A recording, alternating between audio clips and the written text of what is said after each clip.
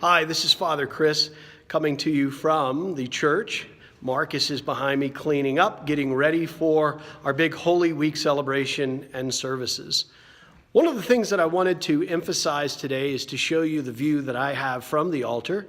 And you can see this beautiful church, this beautiful space, and of course right now it's empty. What I'm hoping is that during Holy Week and Easter, that not only will you fill the pews, but that you'll feel compelled to invite all of your family and your friends, your neighbors, heck, why not? Even invite all the strangers that you want to come and worship with us and fill these pews and these pews as well.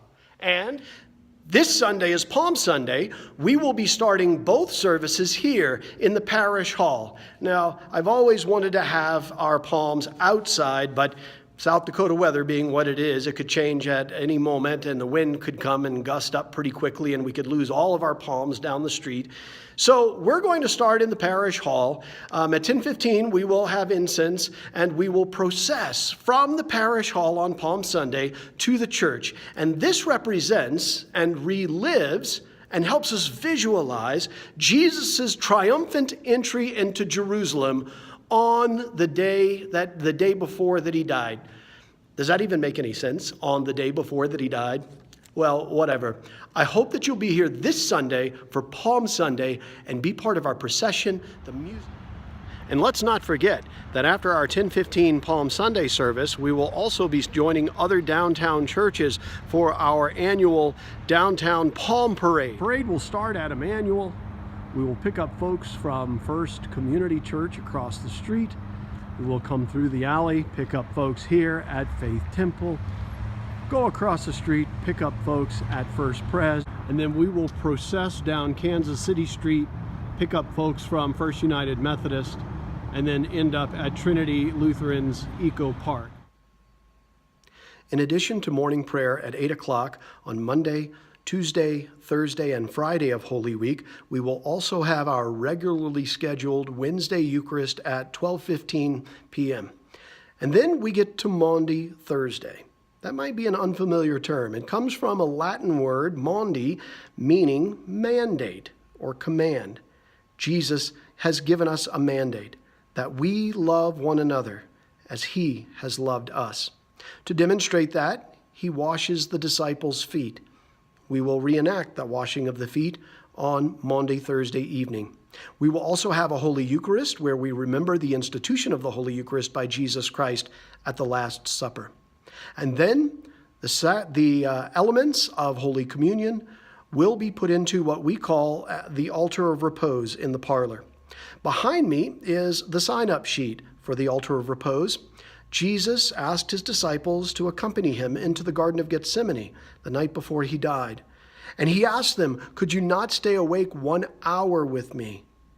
And so we, as his disciples, are invited to sit with Jesus for 1 hour throughout the night, taking 1-hour shifts. We will have security on site, as always, and we're asking for male and female teams so that everyone feels safe and secure. We have plenty of spots that are still open. And so as we are approaching Palm Sunday now, I'm asking that we fill this out sooner rather than later. On Good Friday, we'll have our service at 3 o'clock. Did you know that in ancient Jewish tradition, in the city of Jerusalem, that there were sacrifices and prayers that took place at 3 o'clock each and every day, most especially on Passover Day?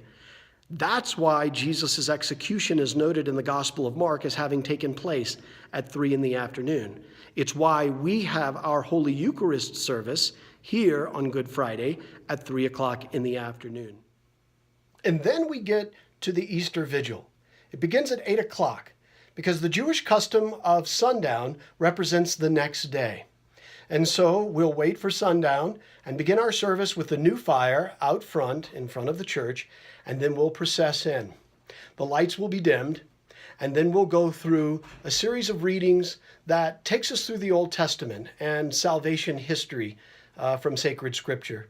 And then when the moment is right and we have moved into our salvation story, then the lights will come on and the Gloria will be sung, And we're asking this year that if you're coming to the Easter Vigil Saturday evening, that you bring a bell from home, and that during the Gloria, you ring that bell vigorously as our altar servers will be doing at the altar.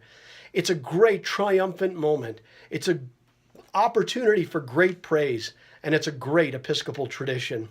So Easter Vigil on Saturday at 8 p.m. is when we first wear the white vestments and we begin to sing the glory about the empty tomb. Easter Sunday morning, we'll have our usual service at 8 a.m. and another one at 10:15 a.m.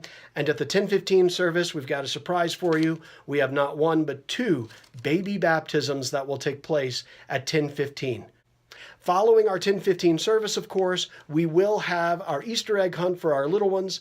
And during our Easter service, we will have our Kid Connection open during both services as well. So if you have kids, we'd love to have them in church as always, but if they would like to go down to Kid Connection, they're certainly welcome to do that and get the special message about Jesus' resurrection from those teachers who have volunteered for Easter.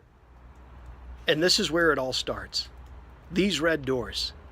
It is through these doors that you, your family, your friends, your neighbors, and even the strangers that you happen to invite will have an experience like none other. God bless you, and I'll see you hopefully beginning on Palm Sunday and throughout the week next week.